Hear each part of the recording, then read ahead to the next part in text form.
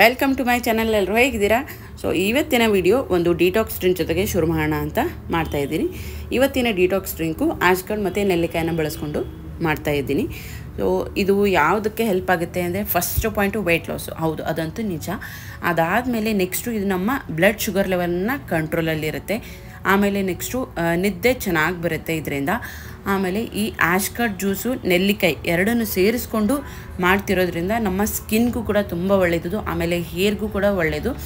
ಆಮೇಲೆ ಇದರಿಂದ mental health ಕೂಡ ಒಳ್ಳೆಯದು, ಮೆಂಟಲ್ ಹೆಲ್ತ್ ಕ್ಲಾರಿಟಿ ಕೂಡ ಒಳ್ಳೆಯದು. ಅಂದರೆ ಕೆಲವೊಂದು ಸತಿ ಹೆಂಗಾಗುತ್ತೆ ಅಂದರೆ ಏನೇನೋ ಯೋಚನೆ ತಲೆಯಲ್ಲಿ ಓಡ್ತಾ ಇರುತ್ತೆ, ಬಟ್ ಡಿಸಿಷನ್ ತೊಗೊಳಕ್ಕೆ ಆಗ್ತಿರಲ್ಲ. ಸೊ ಅಂಥ ಟೈಮಲ್ಲಿ ನಾವು ವಾರದಲ್ಲಿ ಇದನ್ನು ಒಂದು 2-3 ಸತಿ ಕುಡಿತಾ ಬಂದರೆ ಆ ಪ್ರಾಬ್ಲಮ್ ಕೂಡ ಕಡಿಮೆ ಆಗುತ್ತೆ. ಅಂದರೆ ಮೆಂಟಲಿ ಕ್ಲಾರಿಟಿ ಇರುತ್ತೆ.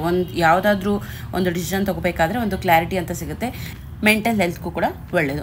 ಸೊ ಇದರಲ್ಲಿ ನಾನು ಏನೇನು ಹಾಕ್ತಾ ಇದ್ದೀನಿ ಅಂತ ಅಂದರೆ ಆಶ್ಗಡು ಒಂದು ದೊಡ್ಡ ಹೋಳಾಗೋಷ್ಟು ಆಶ್ಗಡ್ ತೊಗೊಂಡಿದ್ದೀನಿ. ಅದ್ರ ಜೊತೆಗೆ 1-2 ನೆಲ್ಲಿಕಾಯಿ, ಆಮೇಲೆ ನಾನು ಹಸಿ ಶುಂಠಿ ಹಾಕೋತಾ ಇದ್ದೀನಿ, 1 ಇಂಚ್ ಆಗೋಷ್ಟು ಹಸಿ ಶುಂಠಿ. ಸೊ ಇಷ್ಟನ್ನು ಹಾಕ್ಕೊಂಡು 1 ಗ್ಲಾಸ್ ನೀರು ಜೊತೆಗೆ ನಾವು ಇದನ್ನು ಗ್ರೈಂಡ್ ಮಾಡ್ಕೋಬೇಕು. ಗ್ರೈಂಡ್ ಮಾಡ್ಕೊಂಡು ಆದಮೇಲೆ ಇದನ್ನು ಹಾಗೆ ಕೂಡ ಕುಡಿಬೋದು, ಇಲ್ಲಾಂದರೆ ನಂತರ ಸೋಸ್ಕೊಂಡು ಕೂಡ ಕುಡಿಬೋದು. ಹಾಗೇ ಕುಡಿದ್ರೆ ಸ್ವಲ್ಪ ಫೈಬರ್ ಕಂಟೆಂಟು ಅದರಲ್ಲೇ ಉಳಿಯುತ್ತೆ. ಸೊ ಹಾಗಾಗಿ ಇನ್ನೂ ಒಂದು ಸ್ವಲ್ಪ ಹೆಲ್ಪ್ ಆಗುತ್ತೆ, ಹೆಲ್ತ್ ಇಂಪ್ರೂವ್ ಆಗುತ್ತೆ. ಆಮೇಲೆ ನಮ್ಮ ಬಾಡಿಯಲ್ಲಿರುವಂತಹ ಟಾಕ್ಸಿನ್ಸ್ ಕೂಡ ರಿಮೂವ್ ಆಗುತ್ತೆ ಇದರಿಂದ. ಅಂದರೆ ಹಬ್ಬದ ದಿನಗಳಲ್ಲಿ ನಾವು ಸ್ವೀಟ್ಸು, ಕರೆದಿರೋದು, ಈ ಥರದ್ದೆಲ್ಲ ತಿಂದಿರ್ತೀವಲ್ಲ, ಅಂದರೆ ಅಂಥ ಫ್ಯಾಟು ಪ್ಯೂರಿಫೈ ಮಾಡೋದಕ್ಕೆ ಈ ಜ್ಯೂಸು ತುಂಬಾ ಹೆಲ್ಪ್ ಆಗುತ್ತೆ. ಸೊ ಡಿಟಾಕ್ಸ್ ಡ್ರಿಂಕ್ ಕೂಡ ರೆಡಿ ಆಯಿತು. ಇದನ್ನು ಕುಡಿತಾ ಒಂದು ಸ್ವಲ್ಪ ಹೊತ್ತು ಟೈಮ್ ರಿಲ್ಯಾಕ್ಸ್ ಮಾಡಿಕೊಂಡು ಅದಾದ ನಂತರ ಅಡುಗೆ ಕೆಲಸ ಶುರು ಮಾಡೋಣ ಅಂತ ಒಂದು ಸ್ವಲ್ಪ ಹೊತ್ತು ರಿಲ್ಯಾಕ್ಸ್ ಮಾಡ್ತಾಯಿದ್ದೀನಿ. ಸೊ ಇವತ್ತಿನ ರೆಸಿಪಿ ಆಲೂ ಸಾಗು ಮತ್ತು ಪೂರಿ. ಅಂದರೆ ಇದು ಒಂದು ಸ್ವಲ್ಪ ದಿವಸದ ಹಿಂದೆ ಶೂಟ್ ಮಾಡ್ಕೊಂಡಿದ್ದಂಥ ವೀಡಿಯೋ. ಅಂದರೆ ನಮ್ಮನೆಗೆ ಗೆಸ್ಟ್ಸ್ ಬರ್ತಾಯಿದ್ರು. ಸೊ ಹಾಗಾಗಿ ಆವತ್ತಿನ ದಿವಸ ಯಾವುದು ವೀಡಿಯೋ ಮಾಡ್ಕೊಂಡಿದ್ದೀನಿ ಅಂತ ಅದನ್ನು ಶೇರ್ ಮಾಡ್ತಾಯಿದ್ದೀನಿ ಈ ವಿಡಿಯೋದಲ್ಲಿ. ನಾನಿಲ್ಲಿ ಫಸ್ಟು ಆಲೂ ಸಾಗು ಮಾಡೋದನ್ನು ತೋರಿಸ್ತಾ ಇದ್ದೀನಿ.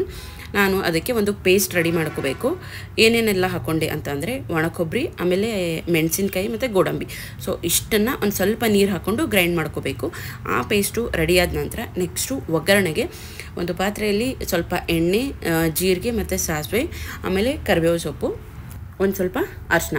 ಸೊ ಇಷ್ಟು ಹಾಕ್ಕೊಂಡು ಒಂದು ಸ್ವಲ್ಪ ಮಿಕ್ಸ್ ಮಾಡಿಕೊಂಡು ಆಮೇಲೆ ನಾನಿಲ್ಲಿ 1 ಈರುಳ್ಳಿ ಹಾಕೋತಾ ಇದ್ದೀನಿ. ಒಂದು ದೊಡ್ಡ ಈರುಳ್ಳಿಯನ್ನು ಚಿಕ್ಕದಾಗಿ ಕಟ್ ಮಾಡಿಕೊಂಡು ಸೇರಿಸ್ಕೊಂಡಿದ್ದೀನಿ. ಅದನ್ನು ಒಂದು ಸ್ವಲ್ಪ ಕಲರ್ ಚೇಂಜ್ ಆಗೋವರೆಗೂ ಫ್ರೈ ಮಾಡಿಕೊಂಡು ಆಮೇಲೆ ಅದಕ್ಕೆ ಟೊಮ್ಯಾಟೊ ಹಾಕೋತಾ ಇದ್ದೀನಿ.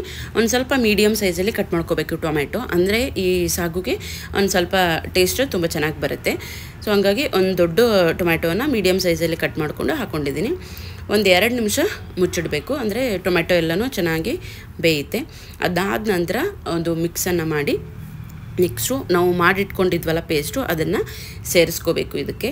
ಸೊ ಈ ಪೇಸ್ಟೇ ತುಂಬ ಚೆನ್ನಾಗಿ ರಿಚ್ ಫ್ಲೇವರ್ ಕೊಡುತ್ತೆ ಇದಕ್ಕೆ. ಅದ್ರ ಜೊತೆಗೆ ಒಂದು ಸ್ವಲ್ಪ ಬಟಾಣಿ ಹಾಕ್ಕೊಂಡಿದ್ದೀನಿ ನಾನು. ಆಮೇಲೆ ನಾವು ಬೇಯಿಸಿ ಸಿಪ್ಪೆ ತೆಗೆದು ಇಟ್ಕೊಂಡಿದ್ದಂತಹ ಆಲೂಗಡ್ಡೆನ ಸೇರಿಸ್ತಾ ಇದ್ದೀನಿ. ನಾನಿಲ್ಲೊಂದು 2-3 ಆಲೂಗಡ್ಡೆಯನ್ನು ಸೇರಿಸ್ಕೊಂಡಿದ್ದೀನಿ. ಒಂದು ಸ್ವಲ್ಪ ಮೀಡಿಯಮ್ ಸೈಜಲ್ಲಿ ಕಟ್ ಮಾಡಿಕೊಂಡು ಹಾಕ್ಕೊಂಡಿದ್ದೀನಿ. ಪೂರ್ತಿಯಾಗಿ ಸ್ಮ್ಯಾಶ್ ಮಾಡಿರೋದು ಹಾಕ್ಕೊಳ್ಳೋದಕ್ಕಿಂತ ನಾವು ಆಲೂ ಸಾಗು ಮಾಡಬೇಕಾದ್ರೆ ಒಂದು ಸ್ವಲ್ಪ ಕಟ್ ಮಾಡಿಕೊಂಡು ಸೇರಿಸ್ಕೊಂಡ್ರೆ ತುಂಬ ಚೆನ್ನಾಗಿರುತ್ತೆ. ಆಮೇಲೆ ಅದಕ್ಕೆ ಒಂದು ಸ್ವಲ್ಪ ನೀರನ್ನು ಹಾಕ್ಕೊಂಡು ಕನ್ಸಿಸ್ಟೆನ್ಸಿ ನೋಡ್ಕೋಬೇಕಾಗುತ್ತೆ. ಎಷ್ಟು ಬೇಕೋ ಅಷ್ಟು ನೀರನ್ನು ಸೇರಿಸ್ಕೊಂಡು ಒಂದು ಸ್ವಲ್ಪ ಚೆನ್ನಾಗಿ ಮಿಕ್ಸ್ ಮಾಡಿ ನಾವು ಉಳಿದಿರೋಂಥ ಇಂಗ್ರೀಡಿಯೆಂಟ್ಸ್ ಎಲ್ಲನೂ ಹಾಕ್ಕೋಬೇಕು.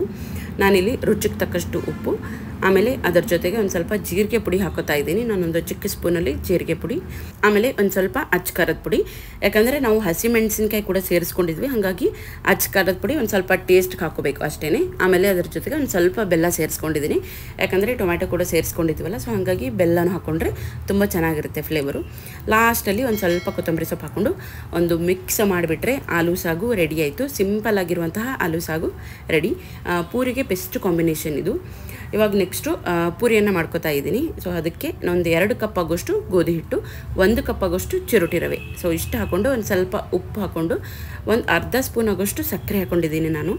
ಆಮೇಲೆ ಒಂದು 2-3 ಸ್ಪೂನ್ ಆಗೋಷ್ಟು ಎಣ್ಣೆ. ಸೊ ಇಷ್ಟನ್ನು ಹಾಕ್ಕೊಂಡು ಸ್ವಲ್ಪ ಚೆನ್ನಾಗಿ ಮಿಕ್ಸ್ ಮಾಡಿಕೊಂಡು ಆಮೇಲೆ ಬಿಸಿ ನೀರಿಂದ ನಾನು ಕಲಿಸ್ತಾ ಇದ್ದೀನಿ. ಅಂದರೆ ತುಂಬ ಸಾಫ್ಟಾಗಿ ಬರುತ್ತೆ ಪೂರಿ. ಆಮೇಲೆ ಇನ್ಸ್ಟೆಂಟಾಗಿ ಮಾಡ್ಕೋಬೇಕಂದ್ರೂ ಕೂಡ ಬಿಸಿ ನೀರು ಹಾಕ್ಕೊಂಡ್ರೆ ತುಂಬ ಚೆನ್ನಾಗಿ ಬರುತ್ತೆ. ನೀವು ನಾರ್ಮಲ್ ನೀರು ಹಾಕ್ಕೊಂಡು ಕೂಡ ಮಾಡ್ಕೋಬೋದು, ಬಟ್ ಒಂದು ಸ್ವಲ್ಪ ಹೊತ್ತು ಬಿಟ್ಟರೆ ತುಂಬ ಚೆನ್ನಾಗಿರುತ್ತೆ. ಬಟ್ ಇನ್ಸ್ಟೆಂಟಾಗಿ ಮಾಡ್ಕೋಬೇಕು ಅಂತಂದರೆ ಈ ಥರ ಬಿಸಿ ನೀರಲ್ಲೇ ಕಲಿಸ್ಕೋಬೇಕು. ಆಮೇಲೆ ಹಿಟ್ಟು ಒಂದು ಸ್ವಲ್ಪ ಚೆನ್ನಾಗಿ ನಾದ್ಕೋಬೇಕಾಗತ್ತೆ. ಒಂದು 2 ನಿಮಿಷನಾದರೂ ಚೆನ್ನಾಗಿ ನಾದ್ಕೋಬೇಕು. ಆದರೆ ಒಂದು ಸ್ವಲ್ಪ ಗಟ್ಟಿಗಿರಬೇಕು, ತೀರಾ ನಾವು ಚಪಾತಿ ಮಾಡೋ ಹೊದಕ್ಕಿರಬಾರ್ದು. ಸೊ ಹಾಗಾಗಿ ಒಂದು ಸ್ವಲ್ಪ ಗಟ್ಟಿಗೆ ಕಲಿಸ್ಕೊಂಡು ಇಟ್ಕೊಂಡಿದ್ದೀನಿ. ಆಮೇಲೆ ಅದರಲ್ಲಿಂದ ಒಂದು ಪೋರ್ಷನನ್ನು ತೊಗೊಂಡು ನಾನು ಚಪಾತಿ ಥರ ಲಟ್ಟಿಸ್ಕೊತಾ ಇದ್ದೀನಿ.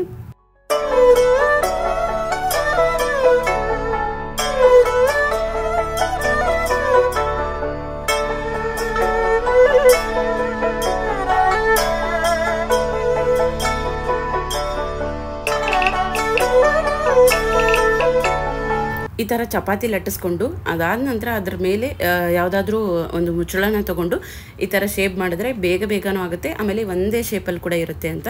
ಸೊ ನಾನು ಇದೇ ಪ್ರೊಸೀಜರನ್ನೇ ಫಾಲೋ ಮಾಡ್ತೀನಿ ಯಾವಾಗೂ. ಸೊ ಇಷ್ಟು ಮಾಡಿದ್ರೆ ಒಂದು ಸ್ವಲ್ಪ ಬೇಗ ಆಗುತ್ತೆ ಅಂತ. ಆಮೇಲೆ ನಾನು ಈ ವಿಡಿಯೋದಲ್ಲಿ ಪೂರಿಗೆ ಒಂದು ಹೊಸ ಟೆಕ್ನಿಕನ್ನೇ ಯೂಸ್ ಮಾಡೋದನ್ನು ತೋರಿಸ್ತೀನಿ. ಅಂದರೆ ಗೆಸ್ಟ್ಗಳು ಬಂದಾಗ ಸ್ವಲ್ಪ ಬೇಗ ಮಾಡ್ಕೋಬೇಕಾಗತ್ತೆಲ್ಲ, ಸ್ವಲ್ಪ ಜಾಸ್ತಿ ಕ್ವಾಂಟಿಟಿಯಲ್ಲಿ ಕೂಡ ಮಾಡ್ಕೋಬೇಕಾಗುತ್ತೆ. ಸೊ ಹಾಗಾಗಿ ನಿಮಿಷಗಳಲ್ಲಿ ಒಂದು 25ರಿಂದ 30 ಪೂರಿ ಯಾವ ಥರ ಮಾಡೋದು ಅಂತ ತೋರಿಸ್ತಾ ಇದ್ದೀನಿ. ಸೊ ಈ ಥರ ಪೂರಿನ ನೀವು ಶೇಪಲ್ಲಿ ಕೂಡ ಮಾಡ್ಕೋಬೋದು, ಅಲ್ಲ ಸಿಂಗಲಾಗಿ ಕೂಡ ಲಟ್ಟಿಸ್ಕೋಬೋದು. ಸೊ ಅದೇನಿಲ್ಲ, ನಿಮ್ಮ ಅನುಕೂಲ ಅಷ್ಟೇ. ಸೊ ಈ ಥರ ಆದರೆ ಒಂದು ಸ್ವಲ್ಪ ಮೀಡಿಯಮಾಗಿ ಲಟ್ಟಿಸ್ಕೋಬೇಕಾಗುತ್ತೆ, ಪೂರ್ತಿಯಾಗಿ ತೆಳುವಾಗಿ ಲಟ್ಟಿಸ್ಕೋಬಾರ್ದು. ಸೊ ಆ ಟ್ರಿಕ್ಕು ಯಾವುದು ಅಂತ ಅಂದರೆ, ನಾವು ಇಡ್ಲಿ ಪಾತ್ರೆಯಲ್ಲಿ ಮಾಡ್ತಾಯಿದ್ದೀವಿ. ಅಂದರೆ ಇಡ್ಲಿ ಪಾತ್ರೆಯಲ್ಲಿ ಕೆಳಗಡೆ ಒಂದು ಸ್ವಲ್ಪ ನೀರನ್ನು ಹಾಕಿಬಿಟ್ಟು ಸೊ ಈ ಥರ ಪೂರಿಯನ್ನು ಅದರ ಮೇಲೆ ಇಡಬೇಕು. ಅಂದರೆ ಇಡ್ಲಿ ಮೌಲ್ಡ್ ಮೇಲೆ ನಾವು ಪೂರಿ ಎಲ್ಲನೂ ಹಾಕೋಬೇಕು. ಸೊ ಈ ಥರ ಪೂರಿ ಎಲ್ಲನೂ ಹಾಕ್ಕೊಂಡು 1 ನಿಮಿಷಗಳ ಕಾಲ ನಾವು ಬೇಯಿಸ್ಕೋಬೇಕಾಗುತ್ತೆ. ಬೇಯಿಸ್ಕೊಂಡು ಆಮೇಲೆ ಪೂರಿಯನ್ನು ಮಾಡ್ಕೊಳ್ಳೋದು. ನಿಜವಾಗ್ಲೂ ನಾನು ಈ ಟ್ರಿಕ್ಕನ್ನು ಯೂಸ್ ಮಾಡಿಕೊಂಡು ಈ ಪೂರಿಗಳನ್ನು ಯಾವತ್ತು ಮಾಡಿದೆ ನೋಡಿ, ತುಂಬಾ ಖುಷಿ ಆಯಿತು ಅವತ್ತು. ಸೊ ಬೇಗ ಕೂಡ ಮಾಡ್ಕೋಬೋದು, ತುಂಬ ಸಾಫ್ಟಾಗಿ ಕೂಡ ಮಾಡ್ಕೋಬೋದು. ಸೊ ಈ ಥರ ಇಡ್ಲಿ ಕುಕ್ಕರ್ನಲ್ಲಿ ಎಲ್ಲ ಪೂರಿಗಳನ್ನು ಹಾಕ್ಕೊಂಡು 1 ನಿಮಿಷ ಅಥವಾ 2 ನಿಮಿಷ ಅಷ್ಟೇ, ಮ್ಯಾಕ್ಸಿಮಮ್ 2 ನಿಮಿಷ ಇದನ್ನು ಬೇಯಿಸ್ಕೋಬೇಕು. ಸೊ ಅದಾದ ನಂತರ ಇದನ್ನು ಪೂರ್ತಿಯಾಗಿ ತಣ್ಣಗಾಗೋಕ್ಕೆ ಬಿಡಬೇಕು. ಪೂರ್ತಿಯಾಗಿ ತಣ್ಣಗಾದಮೇಲೆ ಈ ಪೂರಿಗಳನ್ನು ತೆಕ್ಕೊಂಡು ಇಟ್ಕೋಬೇಕಾಗುತ್ತೆ. ಆಮೇಲೆ ನಾನು ಇಲ್ಲಿ ಇಡ್ಲಿ ಪಾತ್ರೆಗೆ ಎಣ್ಣೆ ಕೂಡ ಹಚ್ಚಿಲ್ಲ, ಆದರೂ ಕೂಡ ಚೆನ್ನಾಗಿ ಬೆಂದಾದಮೇಲೆ ತಂದಾಗ್ತಾನೇ ಬರ್ತಾಯಿದೆ ನೋಡಿ. ಇಷ್ಟು ಈಸಿಯಾಗಿ ರಿಮೂವ್ ಮಾಡ್ಕೋಬೋದು. ಸೊ ಈ ಥರ ಎಲ್ಲ ಪೂರಿಗಳನ್ನು ಮಾಡಿ ಇಟ್ಕೋಬೇಕು. ಮಾಡಿ ಇಟ್ಕೊಂಡು ನೀವು ಯಾವಾಗ ಬೇಕೋ ಆವಾಗ ಕರ್ಕೊಂಡ್ರೆ ಆಯಿತು. ಇದು ಏನೂ ಹಾಳಾಗಲ್ಲ. ಆದರೆ ಇಡೋರು ಫ್ರಿಜ್ಜಲ್ಲಿ ಕೂಡ ಇಡ್ತಾರೆ. ಇದನ್ನು 1 ವಾರದವರೆಗೂ ಫ್ರಿಜ್ಜಲ್ಲಿ ಇಡ್ಬೋದಂತೆ. ಬಟ್ ನಾನು ಅವತ್ತೇ ಮಾಡ್ಕೊಂಡಿದ್ದೀನಿ. ಈ ಥರ ಒಂದು ಜಿಪ್ಲಾಕ್ ಕವರಲ್ಲಿ ಹಾಕ್ಕೊಂಡು ಫ್ರಿಜ್ಜಲ್ಲಿ ಇಡ್ಬೋದು ಇಡೋರಾದರೆ. ನಾನು ಇದನ್ನು ಬೆಳಗ್ಗೆ ಹೊತ್ತು ಎಲ್ಲನೂ ರೆಡಿ ಮಾಡಿ ಇಟ್ಕೊಂಡೆ, ಮಧ್ಯಾಹ್ನ ಪೂರಿ ಮಾಡಿದ್ದೀನಿ. ನಿಮಗೆ ತೋರ್ಸೋಕ್ಕೆ ಅಂತ ಈ ಥರ ಜಿಪ್ಲಾಕಲ್ಲಿ ಹಾಕಿ ತೋರಿಸ್ತಾ ಇದ್ದೀನಿ ಅಷ್ಟೇ. ಅದಾದ ನಂತರ ನಾನಿಲ್ಲಿ ಎಣ್ಣೆ ಕಾಯಕ್ಕೆ ಇಟ್ಕೊಂಡಿದ್ದೀನಿ. ನಾವು ರೆಡಿ ಮಾಡಿ ಇಟ್ಕೊಂಡಿದ್ದಂತಹ ಪೂರಿಯನ್ನು ಹಾಕಿದ್ದೀನಿ ನೋಡಿ. ಒಂದು 5ರಿಂದ 10 ಸೆಕೆಂಡ್ ಒಳಗಡೆ ಪೂರಿ ರೆಡಿ ಆಯಿತು.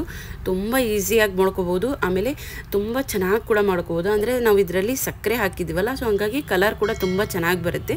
ಒಂದು 5 ಸೆಕೆಂಡಲ್ಲಿನೇ ಪೂರಿ ರೆಡಿ ಆಗಿಬಿಡುತ್ತೆ. ಸೊ ಈ ಥರ ಒಂದೊಂದಾಗಿಯೇ ಕರ್ಕೊಳ್ತಾ ಇದ್ದೀನಿ, ಅಂದರೆ ಕರೆಕ್ಟಾಗಿ ಶೇಪ್ ಎಲ್ಲನೂ ಕರೆಕ್ಟಾಗಿ ಬರಲಿ ಅಂತ. ಅಂದರೆ ಒಂದು ಸ್ವಲ್ಪ ಎಣ್ಣೆ ಕೂಡ ಲಿಮಿಟೆಡಲ್ಲಿ ಯೂಸ್ ಮಾಡ್ಕೋಬೋದು ಒಂದೊಂದಾಗಿ ಕರ್ತರೇನೆ. ಸೊ ನೋಡಿ, ಎಲ್ಲ ಪೂರಿನೂ ರೆಡಿ ಆಯಿತು. ಇದೇ ಥರನೇ ಆಗಿದೆ. ಎಲ್ಲ ಪೂರಿನೂ ತುಂಬ ಚೆನ್ನಾಗಿ ಉಪ್ಕೊಂಡಿತ್ತು, ತುಂಬ ಸಾಫ್ಟಾಗಿ ಕೂಡ ಬಂದಿದೆ. ಒಂದು ಪೂರಿನೂ ಹಾಳಾಗಿಲ್ಲ. ಸೊ ಎಲ್ಲ ಪೂರಿಗಳನ್ನು ಕರೆಕ್ಟಾಗಿ ರೆಡಿಯಾಗಿದೆ. ನನಗಂತೂ ತುಂಬಾ ಖುಷಿ ಆಯಿತು. ಯಾಕಂದರೆ ನಾನು ಮಾಡ್ತಿರ್ಬೇಕಾದ್ರೆ ಪೂರಿ ಒಂದು ಸ್ವಲ್ಪ ಬಿರುಸಾಗ್ತಾ ಇತ್ತು, ಒಂದು ಸ್ವಲ್ಪ ಕ್ರಿಸ್ಪಿ ಆಗ್ತಾಯಿತ್ತು. ಸೊ ಹಂಗಾಗಿ ಪೂರಿ ಸಾಫ್ಟ್ ಯಾವ ಥರ ಮಾಡೋದು ಅಂತ ನೋಡ್ತಾ ಇದ್ದರೆ ಯೂಟ್ಯೂಬಲ್ಲಿ ಈ ಥರದ್ದು ಒಂದು ವಿಡಿಯೋ ಸಿಕ್ತು. ಸೊ ಹಂಗಾಗಿ ನಾನು ಕೂಡ ಟ್ರೈ ಮಾಡಿದೆ. ಆಮೇಲೆ ನಾನಿಲ್ಲಿ ಆಲೂ ಸಾಗು ಜೊತೆಗೆ ಒಂದು ಸ್ವಲ್ಪ ಶ್ರೀಖಂಡ್ ಕೂಡ ಸರ್ವ್ ಮಾಡಿದ್ದೀನಿ. ಆಮೇಲೆ ನಾವು ರೆಡಿ ಮಾಡಿ ಇಟ್ಕೊಂಡಿದ್ದಂತಹ ಪೂರಿ. ಸೊ ನಾನು ಪೂರಿ ಅರ್ಧ ಗಂಟೆ ಆದಮೇಲೆ ಸರ್ವ್ ಮಾಡ್ತಾ ಇದ್ದೀನಿ. ಇದು ಅದೇ ಥರನೇ ಉಪ್ಕೊಂಡಿತ್ತು, ತುಂಬಾ ಸಾಫ್ಟಾಗಿ ಬಂದಿದೆ ನೋಡಿ ಪೂರಿ. ಖಂಡಿತವಾಗಿಯೂ ನೀವೆಲ್ಲರೂ ಇದು ರೆಸಿಪಿಯನ್ನು ಟ್ರೈ ಮಾಡಲೇಬೇಕು, ತುಂಬ ಈಸಿಯಾಗಿ ಮಾಡ್ಕೋಬಹುದು. ಸೊ ನೋಡಿ, ನಾನಿಲ್ಲಿ ಟೇಸ್ಟ್ ಕೂಡ ಮಾಡ್ತಾ ಇದ್ದೀನಿ. ತುಂಬ ಚೆನ್ನಾಗಾಗಿತ್ತು. ಈ ಆಲೂ ಸಾಗು ಪರ್ಫೆಕ್ಟಾಗಿ ಉಪ್ಪು ಖಾರ ಎಲ್ಲನೂ ಕರೆಕ್ಟಾಗಿ ಬ್ಯಾಲೆನ್ಸ್ ಆಗಿತ್ತು. ಆಮೇಲೆ ಶ್ರೀಖಂಡ್ ಕೂಡ ಅಷ್ಟೇ. ಶ್ರೀಖಂಡ್ದೇನಿಲ್ಲ, ತುಂಬ ಈಸಿ ರೆಸಿಪಿ ಅಲ್ಲ. ಸೊ ಹಂಗಾಗಿ ಅದು ಕೂಡ ಚೆನ್ನಾಗಿ ಆಗೇ ಆಗುತ್ತೆ. ಸೊ ನೋಡೋದ್ರಲ್ಲ, ಸಿಂಪಲ್ಲಾಗಿ ಗೆಸ್ಟ್ ಲಂಚ್ ಕೂಡ ರೆಡಿ ಆಯಿತು. ನಾವು ಯಾವುದೇ ಕೆಲಸ ಮಾಡಬೇಕಾದ್ರೂ ಅಷ್ಟೇ, ಸೊ ಟೈಮ್ ಮ್ಯಾನೇಜ್ಮೆಂಟು ಎಷ್ಟು ಮುಖ್ಯ ಅಲ್ವಾ. ಸೊ ಯಾವುದೇ ಕೆಲಸ ಮಾಡಬೇಕಾದ್ರೂ ಒಂದು ಟೈಮು ಅಂತ ಇಟ್ಕೊಂಡ್ರೆ ನಾವು ರೆಸ್ಪಾನ್ಸಿಬಲ್ ಆಗಿರ್ತೀವಿ. ಆಮೇಲೆ ಆನ್ ಟೈಮಲ್ಲಿ ಕೆಲಸ ಕೂಡ ಮುಗಿಯುತ್ತೆ, ನಾವು ರೆಸ್ಟ್ ಕೂಡ ಮಾಡ್ಬೋದು. ಇಲ್ಲಾಂದರೆ ಯಾವ ಕೆಲಸ ಅಂದ್ಕೊಂಡಿರ್ತೀವೋ ಆ ಟೈಮಲ್ಲಿ ಖಂಡಿತವಾಗಿಯೂ ಮುಗಿಯೋದಿಲ್ಲ ಅಂತ ಅನ್ನೋದು ನನ್ನ ಅಭಿಪ್ರಾಯ. ಯಾಕಂದರೆ ನಾನು ಇತ್ತೀಚೆಗೆ ಆದಷ್ಟು ಏನೇ ಕೆಲಸ ಮಾಡಬೇಕಾದ್ರೂ ಕೂಡ ಒಂದು ಟೈಮ್ ಅಂತ ಫಿಕ್ಸ್ ಮಾಡ್ಕೋತೀನಿ, ಆದಷ್ಟು ಅದರಲ್ಲೇ ಮುಗಿಸೋಕ್ಕೆ ಟ್ರೈ ಮಾಡ್ತೀನಿ. ಬಟ್ ಆಗಲ್ಲ, ಏನು ಮಾಡೋಕ್ಕಾಗಲ್ಲ, ಚಿಕ್ಕ ಮಕ್ಕಳಿದ್ದಾಗ ಒಂದು ಸ್ವಲ್ಪ ಟೈಮ್ ಆ ಕಡೆ ಈ ಕಡೆ ಆಗುತ್ತೆ. ಬಟ್ ಟೈಮ್ ಮ್ಯಾನೇಜ್ಮೆಂಟ್ ಅನ್ನೋದು ತುಂಬಾ ಮುಖ್ಯ ಆಗುತ್ತೆ. ಅಂದರೆ ನಮಗೂ ಕೂಡ ರೆಸ್ಟ್ ಸಿಗುತ್ತೆ ಅಂತ ಅಷ್ಟೇ.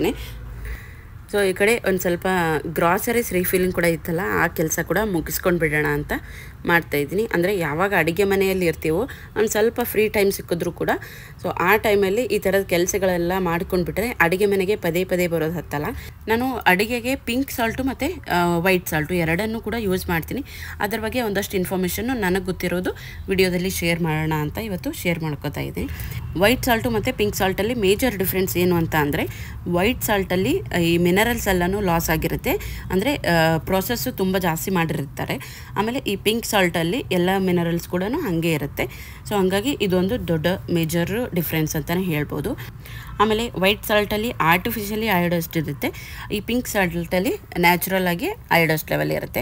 ಆಮೇಲೆ ನಮ್ಮೆಲ್ಲರಿಗೂ ಗೊತ್ತಿರೋ ಹಾಗೆ ವೈಟ್ ಸಾಲ್ಟು ಜಾಸ್ತಿ ಯೂಸ್ ಮಾಡಿದ್ರೆ BP ಜಾಸ್ತಿ ಆಗುತ್ತೆ ಅಂತ. ಹಾಗೇ ಪಿಂಕ್ ಸಾಲ್ಟ್ ಕೂಡ ಜಾಸ್ತಿ ಯೂಸ್ ಮಾಡಿದ್ರೆ ಲೋ BP ಇರೋರಿಗೂ ಕೂಡ ತುಂಬ ಪ್ರಾಬ್ಲಮ್ ಆಗುತ್ತೆ.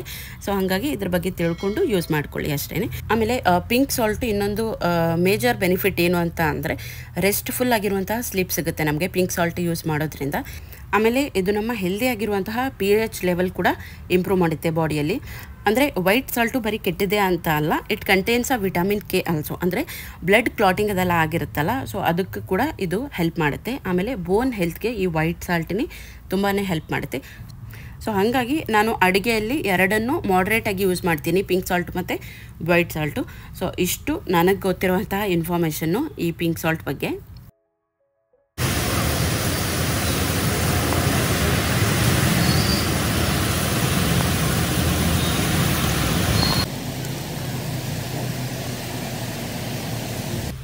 ಸೊ ಸಂಜೆ ಟೈಮು ಮಳೆ ಕೂಡ ಜಾಸ್ತಿ ಬರ್ತಾ ಇತ್ತು. ಆಮೇಲೆ ಗ್ರೀನ್ ಟೀ ಮಾಡ್ಕೊಳ್ಳೋ ಟೈಮ್ ಕೂಡ ಆಗಿತ್ತಲ್ಲ, ಸೊ ಹಾಗಾಗಿ ಗ್ರೀನ್ ಟೀ ಮಾಡ್ಕೊತಾ ಇದ್ದೀನಿ. ಏನಿಲ್ಲ, ಒಂದು ಪಾತ್ರೆಯಲ್ಲಿ ನೀರನ್ನು ಚೆನ್ನಾಗಿ ಕುದಿಸ್ಕೊಂಡ್ಬಿಟ್ಟು ಅದಕ್ಕೆ ನಾನು ಗ್ರೀನ್ ಟೀಯನ್ನು ಹಾಕೋತಾ ಇದ್ದೀನಿ. ಗ್ಯಾಸ್ ಆಫ್ ಮಾಡಿಬಿಟ್ಟು ಗ್ರೀನ್ ಟೀಯನ್ನು ಹಾಕೋಬೇಕು. ಆಮೇಲೆ ಅದಕ್ಕೆ ಲೆಮನ್ ಗ್ರಾಸ್ ಹಾಕ್ತಾಯಿದ್ದೀನಿ, ಒಣಗಿರುವಂತಹ ಲೆಮನ್ ಗ್ರಾಸನ್ನೇ ನಾನು ಸೇರಿಸ್ಕೊಂಡಿದ್ದೀನಿ. ಗ್ರೀನ್ ಟೀಯಲ್ಲಿ ಲೆಮನ್ ಗ್ರಾಸ್ ಫ್ಲೇವರು ತುಂಬಾ ಚೆನ್ನಾಗಿ ಅನಿಸುತ್ತೆ. ಯಾರಾದರೂ ಟ್ರೈ ಮಾಡಿಲ್ಲ ಅಂದರೆ ಪ್ಲೀಸ್ ಟ್ರೈ ಮಾಡಿ, ತುಂಬ ಚೆನ್ನಾಗಿ ಅನಿಸುತ್ತೆ, ಫ್ಲೇವರ್ಫುಲ್ ಆಗಿರುತ್ತೆ. ನಮ್ಮ ಅಕ್ಕ ಅವ್ರ ಮನೇಲಿ ಬೆಳೆದಿತ್ತು ಅಂತ ಕೊಟ್ಟಿದ್ಲು. ಸೊ ಅದು ಒಣಗಿದ್ರೂ ಕೂಡ ನಾನು ಹಾಗೇ ಯೂಸ್ ಮಾಡ್ತಾಯಿದ್ದೆ, ಯಾಕಂದರೆ ಫ್ಲೇವರ್ ತುಂಬ ಚೆನ್ನಾಗಿ ಬರುತ್ತೆ ಅಂತ. ನಾನಿಲ್ಲಿ ಕಪ್ಪಲ್ಲಿ ಒಂದು ಸ್ವಲ್ಪ ನಿಂಬೆಹಣ್ಣು ಆಮೇಲೆ ಜೇನುತುಪ್ಪ ಎರಡನ್ನು ಹಾಕ್ಕೊಂಡಿದ್ದೀನಿ. ಇದು ಬೆಲ್ಲ ಕೂಡ ಸೇರಿಸ್ಕೋತಾರೆ ಹಾಕೊಳ್ಳೋರು, ಬಟ್ ಜೇನುತುಪ್ಪ ಹಾಕಿದ್ರೆ ಅದು ಟೇಸ್ಟ್ ಒಂದು ಸ್ವಲ್ಪ ಚೆನ್ನಾಗಿರುತ್ತೆ. ಕುಡಿಯೋರು ಹಾಗೆ ಕೂಡ ಕುಡಿತಾರೆ, ಅಂದರೆ ಜೇನುತುಪ್ಪ ಮತ್ತು ಬೆಲ್ಲ ಯಾವುದನ್ನು ಸೇರಿಸೇನೆ, ಬಟ್ ಒಂದು ಸ್ವಲ್ಪ ಜಾಸ್ತಿ ಕಹಿ ಅನಿಸುತ್ತಲ್ಲ, ಸೊ ಹಾಗಾಗಿ ನಾನು ಜೇನುತುಪ್ಪ ಸೇರಿಸ್ಕೊಂಡಿರ್ತೀನಿ. ಸೊ ಮಾತಾಡ್ತಾ ವಿಡಿಯೋ ಎಂಡ್ವರೆಗೂ ಬಂದಿದ್ದು ಗೊತ್ತೇ ಆಗಲಿಲ್ಲ. ಸೊ ವಿಡಿಯೋನ ಎಂಡ್ವರೆಗೂ ನೋಡಿದ್ದಕ್ಕೆ ಥ್ಯಾಂಕ್ ಯು. ಸಿಗ್ತೀನಿ ಮತ್ತೊಂದು ವಿಡಿಯೋ ಜೊತೆಗೆ.